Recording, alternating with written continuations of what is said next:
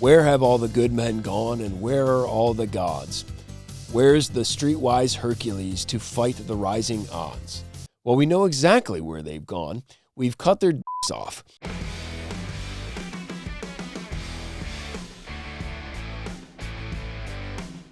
Welcome to the Godly Troublemaker podcast. I'm your host, Andy Parker. The Godly Troublemaker exists to shine the light of Christ in the eyes of the idols of our day. Let's go get into some trouble.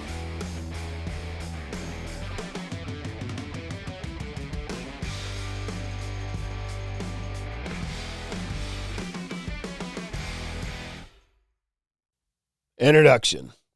In 1891, Ralph Waldo Emerson wrote a poem entitled A Nation's Strength. It reads as follows. What makes a nation's pillars high and its foundations strong? What makes it mighty to defy the foes that round it throng? It is not gold. Its kingdoms grand go down in battle shock. Its shafts are laid on sinking sand, not on abiding rock.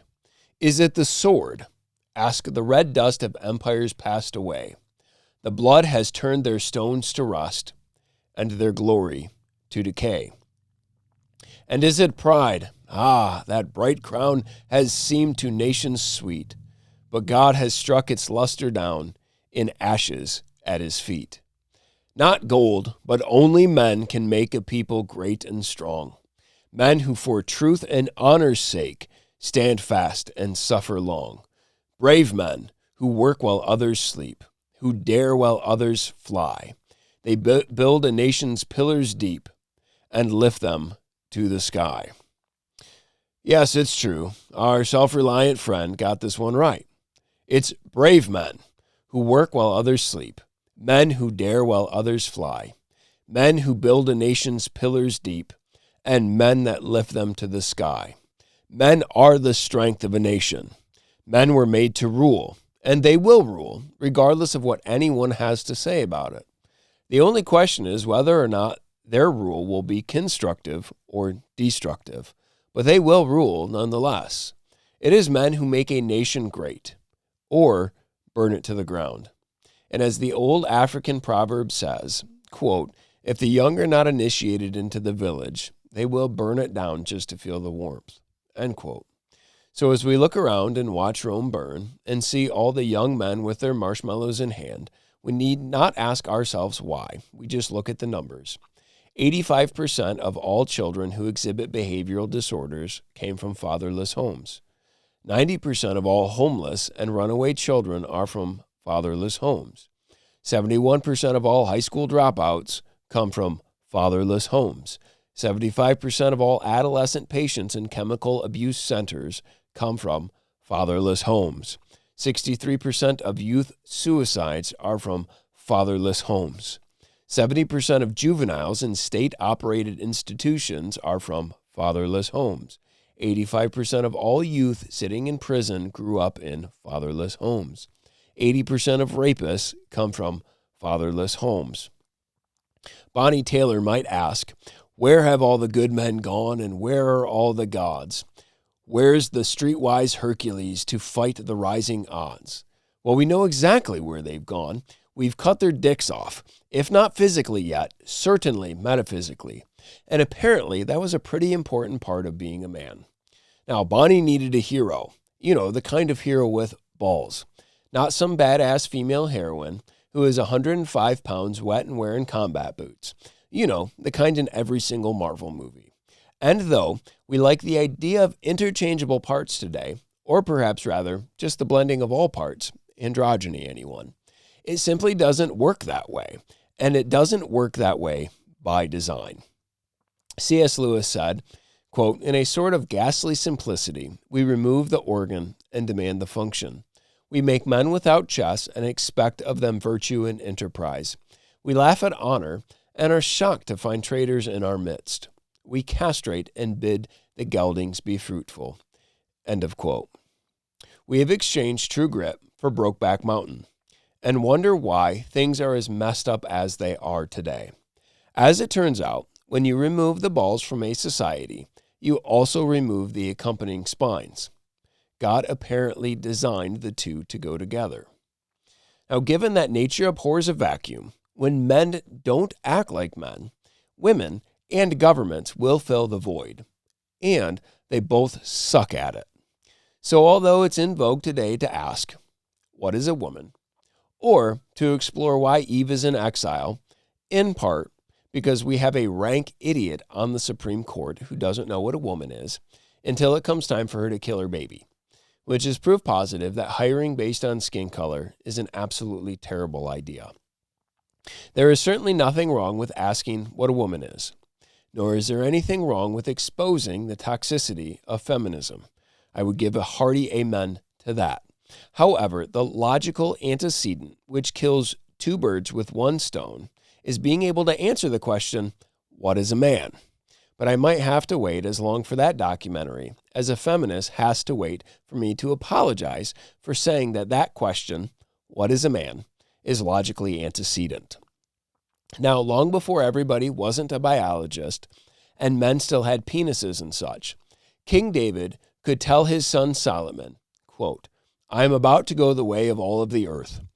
Be strong and show yourself a man, end quote. 1 Kings 2:2. Perhaps it goes without saying, so let me say it. Solomon didn't need to assemble all the wise men of the kingdom to decipher what his father meant by saying that. Likewise, the Apostle Paul could write to the church in Corinth, which was one of the most messed up, sexually depraved, and confused cities in the ancient world, to be watchful, stand firm in the faith, act like men, and be strong, end quote. Corinth was such a messed up city that it became synonymous with sexual immorality. So much so that when one indulged in sexual immorality, it became slang to say that they were acting like a Corinthian.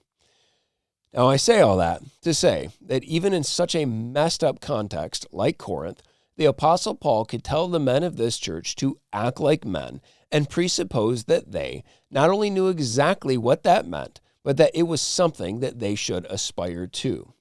So how could these men, King David and the Apostle Paul, be so grossly presumptuous?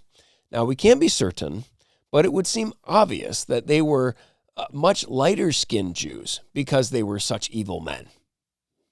Now, David and Paul could presuppose that their audience knew exactly what it meant to be a man, because up until the last decade, everyone knew exactly what it meant to be a man, because it's baked into the cake. And no matter how hard we may kick against the goads, preference will not change design. Everyone has a spine, but only men have balls. Design is very much front and center of our current cultural experiment, as evidenced by the most controversial words in the Bible, which are the very first ones.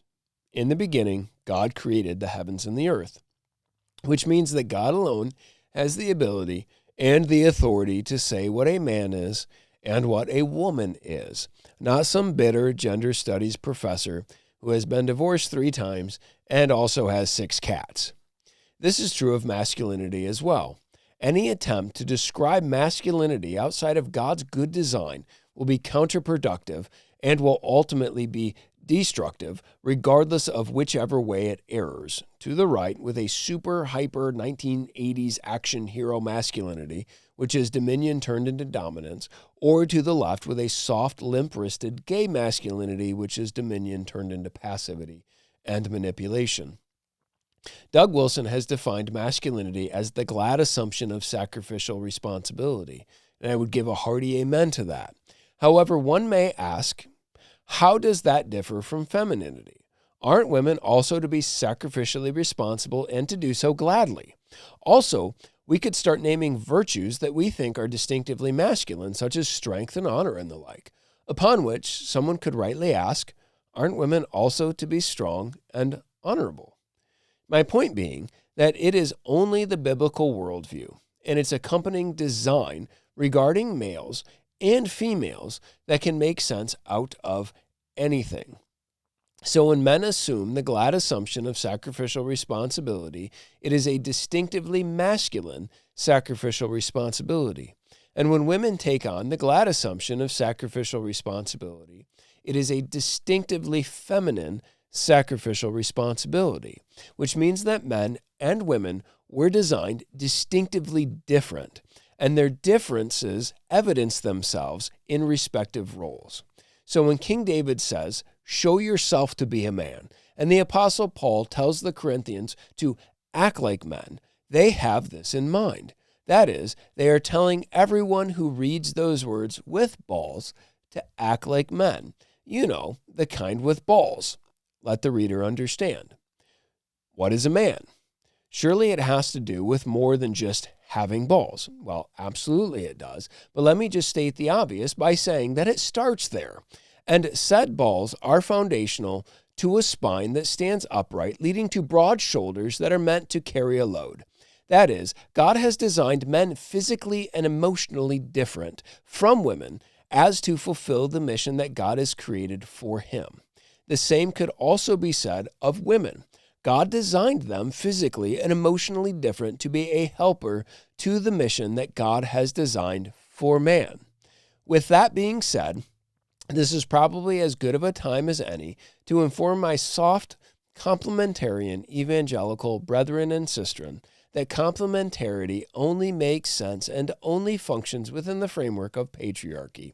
Quote, "But I want you to understand that the head of every man is Christ, the head of a wife is her husband, and the head of Christ is God. For man was not made from woman, but woman from man. Neither was man created for woman, but woman for man." End quote. 1 Corinthians chapter 11, verses 3 and 8. So why did God make man? One could quickly answer that question with, to glorify God and enjoy him forever, which would be right. But how do we glorify and enjoy him? Michael Foster says, quote, "The reason that God creates man on earth, according to Genesis, is for productive representative rulership. This is what it means to exercise dominion, to fruitfully order the world in God's stead." End quote.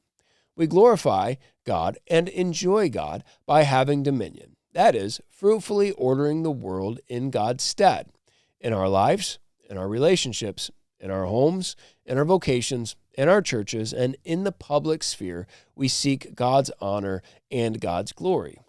God created man in his image as a steward, as a representative over all of creation. He was to work and keep, to guard and to protect that which God entrusted to his care. He was to cultivate and to create, to put God's fingerprints on all of creation. Woman was then created to help man accomplish his mission of fulfilling, subduing, working, keeping, cultivating, ruling. He is the head, she is the helper. He is on mission, she is on submission. His wife is on submission. This doesn't mean that all men are to rule over all women any more than one elder is to rule over all congregations. Man is to rule himself first by bringing every thought captive to Christ, but then he is also to rule in his respective spheres of authority or influence. This begins in his home with his wife and with his children. This means that all of man's authority is derivative, which means that it comes from God and is to be directed back towards God. It should go without saying, but unfortunately, everything that should go without saying are the very things that need to be said today. So here we go. A wife is under no more obligation to obey her husband when he asks her to sin than a congregant is obligated to obey an elder that asks them to sin, or a citizen is obligated to obey a wicked magistrate that asks them to sin. Authority functions within spheres, and when it does under God's ordination and law, all under that authority are blessed. Therefore, men were made to rule, and they will, either righteously or unrighteously, either according to God's standards or man's. This is not something that should be taken lightly, but should be approached with humility and with a certain degree of fear and trepidation, knowing that we will either be a blessing or a curse to those whom we influence by our rule. When men abrogate or abuse their God-given authority, surrender their God-given rule, and cease to practice their God-given dominion, everyone suffers, especially women and children. As Robert Louis Stevenson once said, quote, "Everybody sooner or later sits down at a banquet of consequences." end quote. Hence all the aforementioned stats on fatherlessness, which explains why the banquet of statism and feminism is being set before us today. So the secret sauce then in the redemption of our culture is rooted in the redemption and restoration of masculinity. So although I greatly appreciate someone like Jordan Peterson, especially when he says things like, quote, "A harmless man is not a good man. A good man is a very dangerous man who has it under voluntary control," end quote. Or someone like a Jocko Willink with his gospel of discipline equaling freedom. They, and men like them, can't restore masculinity, though by the common grace of God, they reveal much more of what God intended for men than most of the wet noodles and soft turds in evangelicalism like Russell Moore or Matt Chandler. So how do we fix this mess? Well, you can't just say, man up. You can't demand that the heart pump blood through the veins when there is no heart. What fallen men need is a new heart. We need the redemption that comes through Jesus Christ, a redemption that works itself all the way through, all the way down, and all the way out. What we need is the 100 proof hot gospel. We need to look to Jesus Christ, who is the standard and archetype of what God intended man to be. And in looking to Christ, we understand the weight of gladly taking up the mantle of sacrificial responsibility. True masculinity bleeds and lays down one's life in obedience to Christ for his wife, his family, his church, and for his nation, and does so with gladness, knowing that in this sacrificial responsibility, Christ is then seen in us. Conclusion. What does it mean to act like men? Well, the Apostle Paul tells us it means being watchful. It means standing firm in the faith. It means being strong and letting all that you do be done in love. It means walking in the fear of the Lord. It means repenting of sin and working hard and sacrificing much for those whom God has put into your care. The restoration, growth, and glory of the church and of our nation is going to flow from churches that are lit up for Christ and want him to be glorified in all things. These churches are going to be rooted in families that are rooted in the fear of the Lord and want to make much of him and are thinking generationally. These households, these families upon which the Christ-exalting expansion of civilization rests, will rest upon the broad shoulders of godly men who fear God and love Jesus. Brave men who work while others sleep, who dare while others fly, who build a nation's pillars deep and lift them to the sky, because their eyes are already set upward upon Christ. Before you go, if you like this video and want to see more, subscribe to our channel and like this video and leave a comment. Also, go follow us on social media to stay posted on all of our new content, updates, and lots more.